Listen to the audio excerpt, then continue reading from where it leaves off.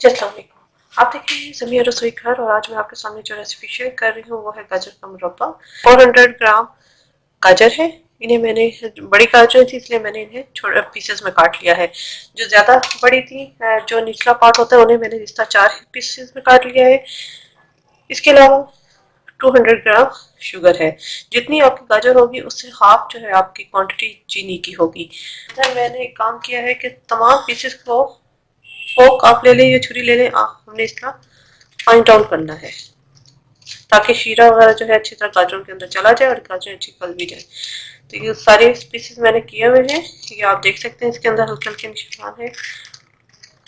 Stage पर यहाँ पर अब हम क्या करेंगे, ये चीनी जो है मेरे पास 200 ग्राम वो इसके ऊपर मैं डाल दूंगी और इसे मिक्स करेंगे।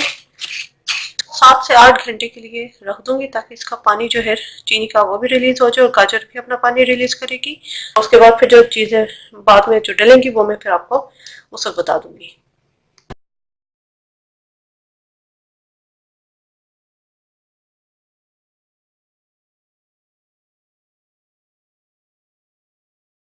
गाजरों के अंदर मैंने चीनी डाली हुई थी, अब आप देख सकते हैं मेल्ट हो चुकी है और ये शीरा इसका कितना पतला हो गया। अब हम इसे यहाँ पे पकाएंगे। चीजें हमें और मजीद चाहिए। इलायची के दाने मैंने पीस लिए थे, ये half tea spoon, juice half tea spoon.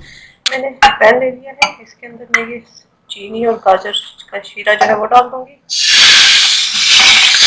और साथ ही में इसके अंदर जो इलायची पाउडर है हमारी वो डाल देंगे और इसे मैं पकने के लिए रख दूंगी कि शीरा जो है वो जरा गाढ़ा हो जाए।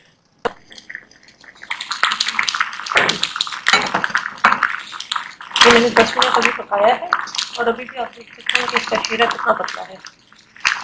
तो मैं मजीद इसे 10-15 मिनट और नहीं पकाऊंगी कि इस बात थोड़ा सा थिक हो जाए। जी ना जी, ये मैंने 10 मिनट मजीद इसे कुक किया है। यहाँ पे शीरा जो है वो गाढ़ा हो चुका है। ये देखिए मुकम्मल तौर पर गाजर बन चुकी है।